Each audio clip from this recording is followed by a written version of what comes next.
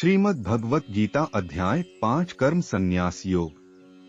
नमस्कार दोस्तों, गीता को सुनते हुए हम 5वां अध्याय में पहुंच गए। दोस्तों, दुनिया में कुछ अलग पहचान बनानी है तो दुनिया से कुछ अलग करना भी होगा। अलग करने के लिए आप गीता को जान लो। गीता से बड़ा कोई ज्ञान नहीं। अगर आप सबसे बड़ा ज्ञान गीता ज्ञान को समझ और जान लिए तो ऐसा क्या है जो आप नहीं कर सकते। आइए सुनते हैं गीता का 5वां अध्याय। अर्जुन बोले, हे कृष्ण, आप कर्मों के संन्यास की और फिर कर्मयोग की प्रशंसा करते हैं, इसलिए इन दोनों में से जो एक मेरे लिए भली भांति निश्चित कल्याणकारक साधन हो उसको कहिए। श्री भगवान बोले, कर्म संन्यास और कर्मयोग ये दोनों ही परम कल्याण के करने वाले हैं, परंतु उन दोनों में भी कर्म संन्यास से कर्मयोग साधन में सुगम होने से श्रेष्ठ है। हे अर्जुन, जो पुरुष न किसी से द्वेष करता है और न किसी की आकांक्षा करता है, वह कर्मयोगी सदा सन्यासी ही समझने योग्य है, क्योंकि रागद्वेषादि द्वंद्वों से रहित पुरुष सुखपूर्वक संसार बंधन से मुक्त हो जाता है। उपर्युक्त सन्यास और कर्मयोग को मूर्ख लोग पृथक पृथक फल देने वाले कहते हैं, न कि पंडित जन, क्योंकि दोनों में से एक में भी सम्यक प्रकार से स्थित पुरुष दोनों के फलरूप परमात्मा को प्राप्त होता है। ज्ञान योगियों द्वारा जो परमधाम प्राप्त किया जाता है, कर्मयोगियों द्वारा भी वही प्राप्त किया जाता है। इसलिए जो पुरुष ज्ञान योग और कर्मयोग को फल रूप में एक देखता है, वही यथार्थ देखता है। परंतु हे अर्जुन, कर्मयोग के बिना संन्यास अर्थात मन, इंद्रिय और शरीर द्वारा होने वाले संपूर्ण कर्मों में कर्तापन का त्याग प्राप्त होना कठिन है, और भगवत स्वरूप को मनन करने वाला कर्मयोगी परब्रह्म परमात्मा को शीघ्र ही प्राप्त हो जाता है।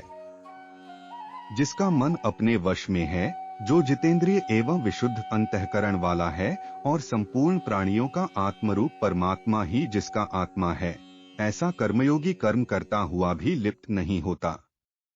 तत्व को जानने वाला सांख्य योगी तो देखता हुआ, सुनता हुआ, स्पर्श करता हुआ, सूंघता हुआ, भोजन करता हुआ, गमन करता हुआ, सोता हुआ, श्वास लेता हुआ, बोलता हुआ, त्यागता हुआ, ग्रहण करता हुआ तथा आँखों को खोलता और मूंदता हुआ भी सब इंद्रियां अपने अपने अर्थों में बरत रही हैं।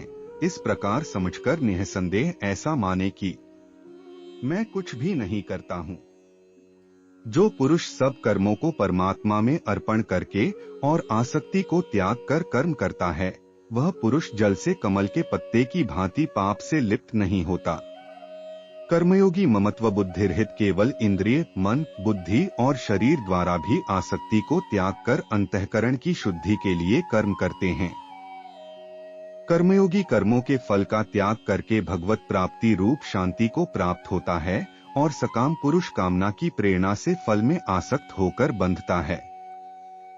अंतःकरण जिसके वश में है, ऐसा सांख्य योग का आचरण करने वाला पुरुष न करता हुआ और न करवाता हुआ ही नवद्वारों वाले शरीर रूप घर में सब कर्मों को मन से त्याग कर आनंद पूर्वक सच्चिदानंद घन परमात्मा के स्वरूप में स्थित रहता है। परमेश्वर मनुष्यों के न तो कर्तापन की, न कर्मों की और न कर्मफल के संयोग की रचना करते हैं, किंतु स्वभाव ही बरत रहा है। सर्वव्यापी परमेश्वर भी न किसी के पाप कर्म को और न किसी के शुभ कर्म को ही ग्रहण करता है, किंतु अज्ञान द्वारा ज्ञान ढका हुआ है, उसी से सब अज्ञानी मनुष्य मोहित हो रहे हैं।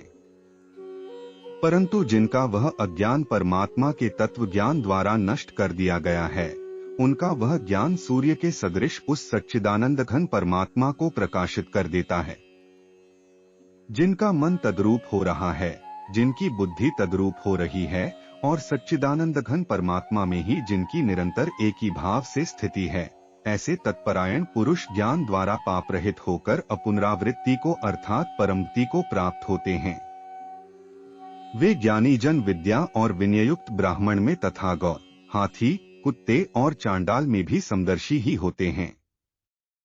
जिनका मन संभाव में स्थित है, उनके द्वारा इस जीवित अवस्था में ही संपूर्ण संसार जीत लिया गया है, क्योंकि सच्चिदानंद घन परमात्मा निर्दोष और सम है, इससे वे सच्चिदानंद घन परमात्मा में ही स्थित हैं।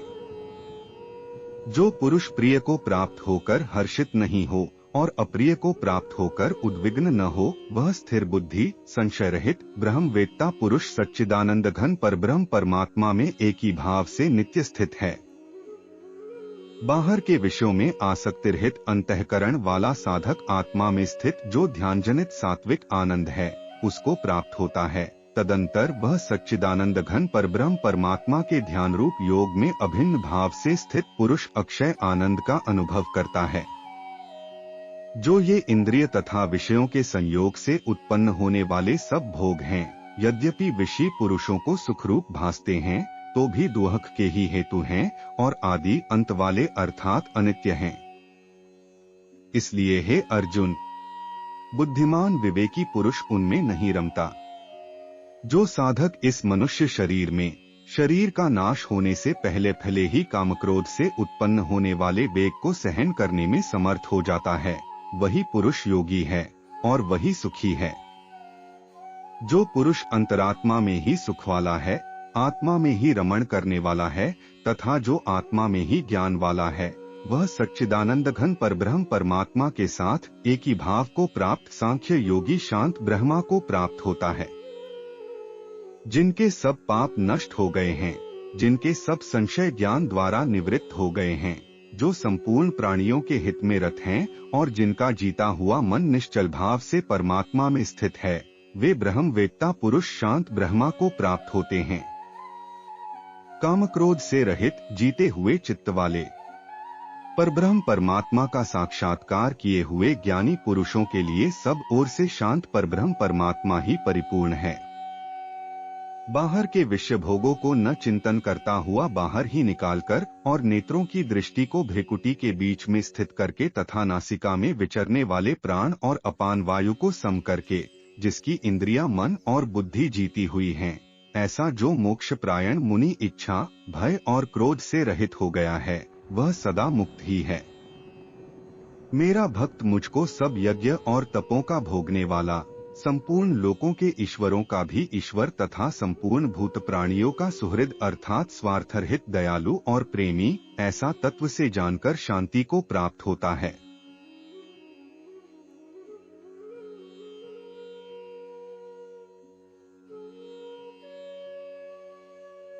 हमारी वीडियो थोड़ी भी अच्छी लगी हो तो अगले अध्याय के लिए लाइक सब्सक्राइब जरूर कीजिए। धन्यवाद।